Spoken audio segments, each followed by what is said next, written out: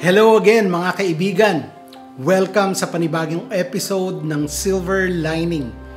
Ang ating podcast ay nagbibigay liwanag, pag-asa at katotohanan mula sa salita ng Diyos. Ako po si Silver. Makinig sa ating podcast kung saan ang kwento ng buhay, pag-ibig, pag-asa at pananampalataya ay pinakikinggan at pinaparamdam sa puso. Sa araw na ito, we'll dive into a very exciting topic, the rapture and the second coming of our Lord Jesus Christ.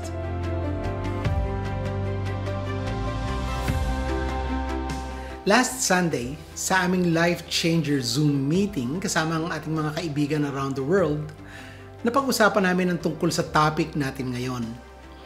Kung aware po kayo sa mga sermon at mga itinuturo ng mga churches ngayon, napag-uusapan ang mga signs of the times. Last month, dahil nga sa mga giyera sa Middle East at lalo na sa pagitan ng Israel at Iran, tinanong ako ni Pastor Jeff ng Cool FM kung meron akong isi-share tungkol dito. Pinag-pray ko po kung anong direksyon sa ating podcast ang magiging daan para pag-usapan ang mga wars and rumors of wars. Hanggang sa nakakuha ako ng confirmation na kailangan pag-usapan ang tungkol sa rapture. Binigyan na po ako ng direksyon ng ating Panginoon kung paano ipapaabot sa inyo at sa mga kapamilya at mga kaibigan ang pag-present ng ating End Times series. Kaya sundan niyo po ako every week. Let us be guided accordingly by the Word of God hanggang sa dulo ng ating series. Siguro, narinig nyo na sa maraming mga tao na nagsasabing, "Uy, darating na si Lord." Marami ang natatakot. Yung iba, nalilito. Hindi maintindihan kung ano ang ibig sabihin nito. Yung iba, sinasabing malapit na ang end of the world. Many get confused at maraming Christians iniisip na ang rapture at ang second coming ay pareho. But today, we will clear that up. Lilinawin natin sa pamamagitan ng salita ng Diyos sa Biblia para magkaroon ng peace ang ating mga puso at hope in our spirit. Ready ka na ba, kaibigan? Let's go! Una sa lahat, ang word na rapture is not in the Bible. Totoo po yan. Pero tulad ng word na Trinity, yung concept ay nasa Biblia at maliwanag na itinuturo. Yung word na rapture ay galing sa Latin word na rapio, which means to snatch away or to seize suddenly. Ano ba ang Tagalog ng snatch o seized? Kung na-snatch, biglang nawala, di ba? Kung seized naman, biglang kinuha. Tama ba? Sa Greek, ang ginamit na word sa original na Bible ay harpazo.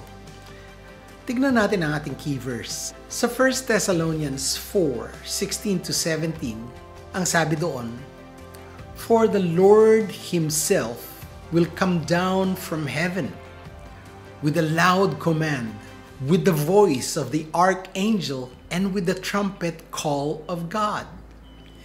And the dead in Christ will rise first. After that, we who are still alive and are left will be caught up together with them in the clouds to meet the Lord in the air. So we will be with the Lord forever."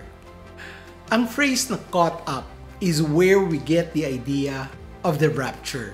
Isa itong literal na event kung saan si Jesus ay bababa mula sa heaven, hindi dito sa lupa.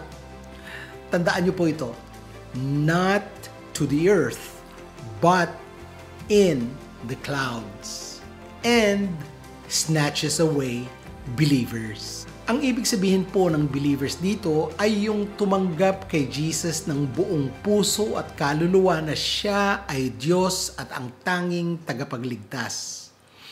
Ang tawag sa Biblia, those who belong to Him. Kukunin niya pareho ang mga buhay at ang mga nauna nang namatay to be with Him. It will be sudden. Bigla lang mangyayari ito. It will be powerful and it will be glorious. Masaya para sa mga taong kasama sa rapture. Malungkot at nakakatakot naman para sa mga hindi makasama. Imagine ang ganitong scenario. Excited kang pumunta sa ibang bansa. Sabihin na natin dito sa USA. Sasakay ka na sa eroplano. Akala mo okay ka na kasi meron kang ticket. Pagdating mo sa gate, papasok sa eroplano, hindi ka pinapasok kasi fake pala yung ticket mo. Naiwan ka tuloy sa biyahe. Parang ganun siguro ang feeling ng mga maiiwan sa rapture. Sabihin na natin meron ding mga pasaherong tunay ang ticket. Nakapasok sila sa eroplano at nakalipad papuntang US. Pagdating sa port of entry, dadaan sa entrance gate. First stage po ito. Tapos, wala palang US visa. Akala nila okay na may ticket. Wala palang visa. Anong gagawin sa kanila? Papapasukin ba? Hindi po. I-deport po sila agad. Pababalikin sa pinanggalingan. Ganon din po sa heaven. Hindi ka makakapasok doon dahil sa first stage pa lang, hindi ka napasado. Parang sa rapture, kung hindi mo tinanggap si Jesus bilang Diyos at tagapagligtas, wala kang tunay na ticket. Kahit pa sa akala mo na may ticket ka na dahil akala mo sapat na ang ginawa mo para makakuha ng ticket at makasama sa biyahe, nagoyo ka pala ng relihiyon mo. Akala mo, kasama ka na sa tunay na Kristiyano. Hindi pala. Wala kang visa. Ang tanggapin si Jesus ng tunay bilang Diyos at tagapagligtas ay ang visa mo sa heaven, mga kaibigan. Maliwanag ba? Now, balik tayo sa topic. Ano ang pagkakaiba ng rapture sa second coming? Dito, marami ang mga taong nako-confused. Ang rapture at ang second coming ay two different events. Let me explain. Ang rapture, Jesus comes for His saints. Ang second coming, Jesus comes with His saints. Ang rapture happens in the air. Mangyayari po ito sa kalangitan, sa clouds. Ang second coming, mangyayari po dito sa earth. Ang rapture, mangyayari before the tribulation, bago ang matinding kapighatian o kahirapan. Ang second coming, after the tribulation. Darating ang Panginoong Jesus pagkatapos ng tribulation. Ang rapture ay isang rescue mission. Ang second coming naman ay isang judgment mission. Ang rapture maaring mangyari agad-agad at any moment. Ang second coming follows a prophetic timeline. Sa rapture, walang sign ang kailangan. It could happen anytime tulad ng sinabi ko earlier. Kahit today, even today. But the second coming happens after 7 years of tribulation. Nakasulat po ito sa Biblia, sa Revelation. Rapture is like a groom coming to secretly take his bride. Parang yung ancient Jewish weddings. Pag-uusapan po natin ang Jewish wedding sa isa sa ating mga episode sa ating series na ito. Ang second coming naman ay parang a king returning to rule and conquer evil. Pag-usapan po natin sandali ang napaka-importanting bagay na dapat nating malaman at maintindihan. Ang rapture is not a prediction. Ito po'y isang propesiya. It's a prophecy. Ang prediction ay nanguhula lamang. Maari itong mangyari kung nakachamba. Maari rin itong hindi mangyari. Uulitin ko po. Prediction is guessing. It may or may not happen. Ang prophecy is a divine revelation. It's something God already declared and it will happen. Mangyayari po at mangyayari ang prophecy. Alam niyo po, sa halos 1,000 plus na prophecies sa Bible, may higit 500 na ang na-fulfill. Literally. Yan po ang rason kaya dapat tayong ma-excite. Hindi tayo dapat matakot. Tandaan niyo po, prophecy is not meant to scare us, but to prepare us. Sinabi ko rin po ito sa aming Zoom meeting kasama ang ating mga kaibigan nung last Sunday. Ang mga tunay na mananampalataya ay hindi dapat matakot sa rapture. Ito sana ay maging isang reminder para tayo ay makapaghanda to prepare us for the coming of the Lord in the clouds. Dahil bigla po ito, isang masayang kaganapan ng pangako ng ating Panginoong Diyos. Sinabi po mismo ni Jesus sa John 14:3, I will come back and take you to be with me, that you also may be where I am. Ayan, hindi po yan nakakatakot. Isa pong promise ni Jesus mismo. For many people, lalo na sa mga bagong believers, the idea of the rapture brings fear. Meron silang mga tanong tulad ng, paano kung naiwan ako? Paano kung hindi ako ready? What if I lose my salvation? But here's the truth, my friends. If you are in Christ, ibig sabihin nito ulit ay you have a personal relationship with Jesus Christ. Hindi lang relihiyon, hindi lang good works, but a transformed life through faith in Jesus. Ibig sabihin nito, you've been spiritually reborn. Sabi doon sa 2 Corinthians 5:17, therefore, if anyone is in Christ, the new creation has come. The old has gone, the new is here. Ang pagiging born again ay hindi physical birth, kundi spiritual birth. Gawa po ito ng Holy Spirit sa inyong puso. Sabi nga ni Jesus sa John 3:3, very truly I tell you, no one can see the kingdom of God unless they are born again.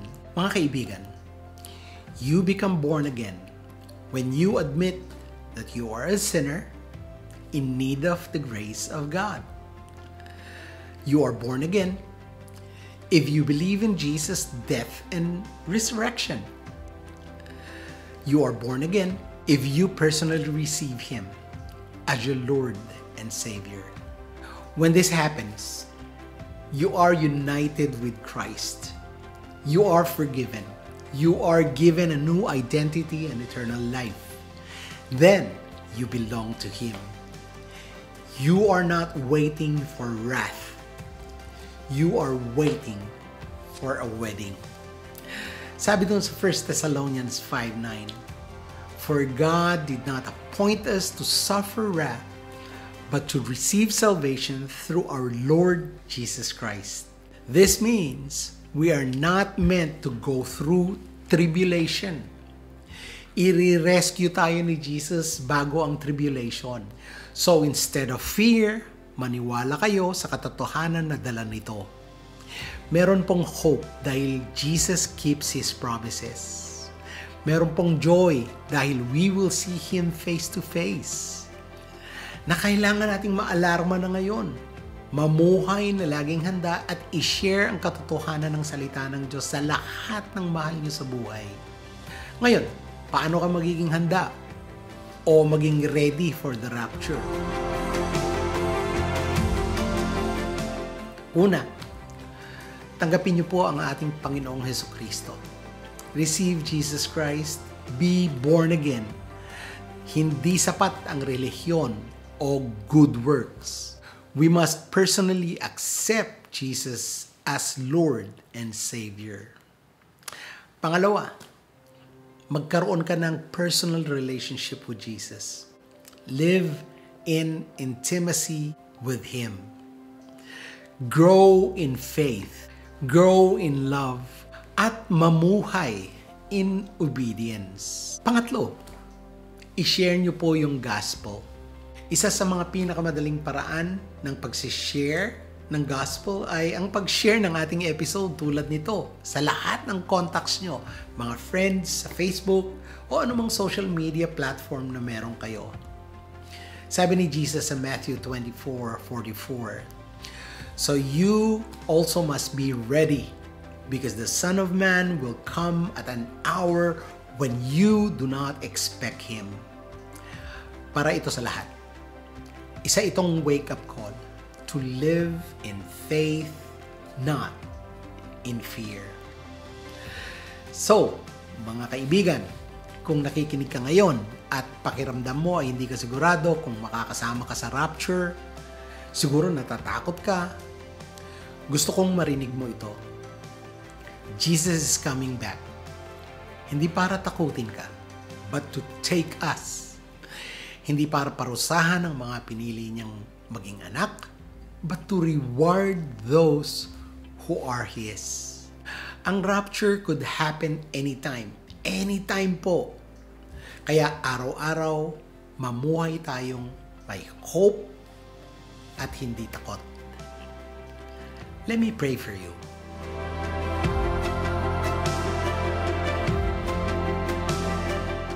Heavenly Father, salamat po sa iyong pangako. Lord Jesus, thank you that you are coming again, not to destroy, but to deliver us. Tulungan mo kaming maging laging handa. Ilayo mo po kami sa mga temptasyon. Fill us with hope, fill us with peace, and help us to follow you. And tulungan mo po kaming tulungan ng iba na makilala ka. Sana ay mawala ang takot namin dahil sa maling paniniwala at katuruan, kundi maging excited sa araw na ma-meet ka namin face to face. Sa iyong pangalan, ito po ang aming panalangin. Amen. Maraming salamat po for joining me today. If this message touched you, pakishare naman po with someone. Malay nyo, baka merong kailangang makarinig nito. Someone who needs a reminder. Let's spread hope, not fear. Let's remind each other that prophecy prepares us. Salamat po sa pakikinig. Hanggang sa muli, ako po si Silver, reminding you to live ready, not rushed, watchful, not worried, faithful, not fearful. See you in the next episode. Bye. God bless. Keep walking in peace and shalom.